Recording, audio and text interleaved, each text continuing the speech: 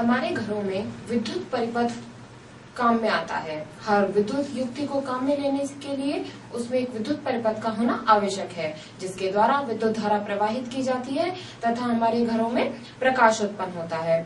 इसके अलावा जैसे टॉर्च अथवा इसी के जैसे अन्य कई उपकरणों में बैटरी का प्रयोग किया जाता है।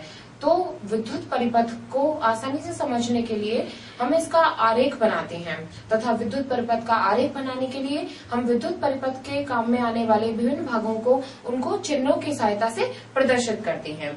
जैसे विद्युत अवयवों को निम्न प्रकार से संयोजित करते हैं।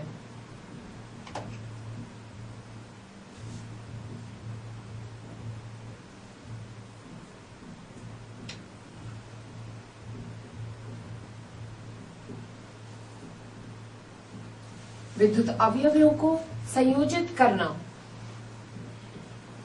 तो विद्युत अवयवों को एक विद्युत परिपथ में जितने भी अवयव जुड़े हुए होते हैं उन्हें आपस में किस प्रकार से संयोजित किया जाता है। तो जैसे यह आप एक लोहे की दो कील लेते हैं। ये लोहे की दो कील हैं। जैसे इस तरह से ये एक कील होती है, इसको इस तरह से हमने दो कील ली और उनको आपस में एक तार की सहायता से जोड़ दिया। तो जैसे हमने ये तार ले लिया और इनको आपस में एक तार की सहायता से जोड़ दिया तथा इसके बीच में एक लोहे की चाबी को भी हमने इसके साथ बांध दिया।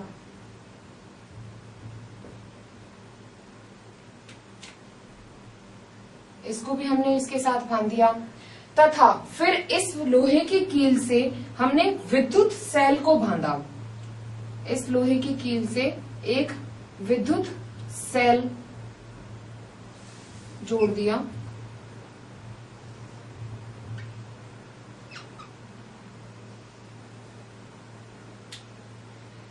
फिर अब इसको एक स्विच बोर्ड पे लगाते हैं।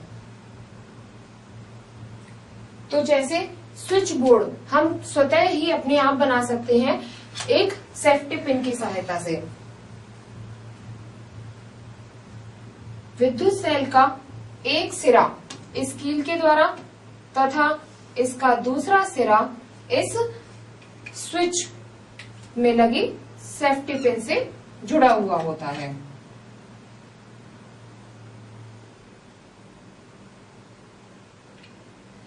तथा इस सेफ्टी पिन का दूसरा सिरा तार के द्वारा निकलकर विद्युत बल्ब से जुड़ा हुआ होता है।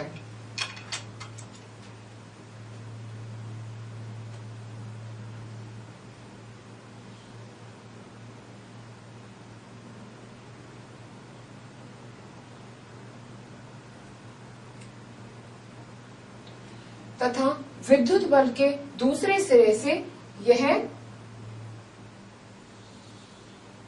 चाबी जुड़ी हुई होती है। इस तरह से ये आपस में संयोजित रहते हैं।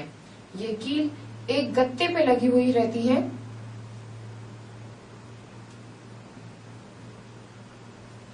तो ये होता है, यह जो है विद्युत परिपथ का एक आरेख है।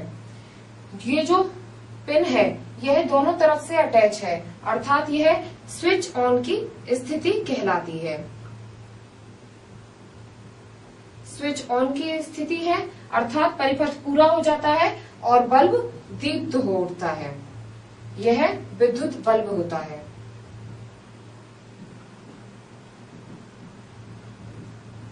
इस विद्युत बल्ब को विद्युत सेल के द्वारा ऊष्मा मिलती है।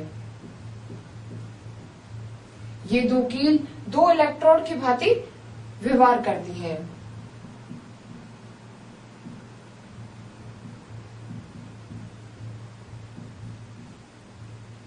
और यह चाबी है। यह क्रम होता है विद्युत परिपथ को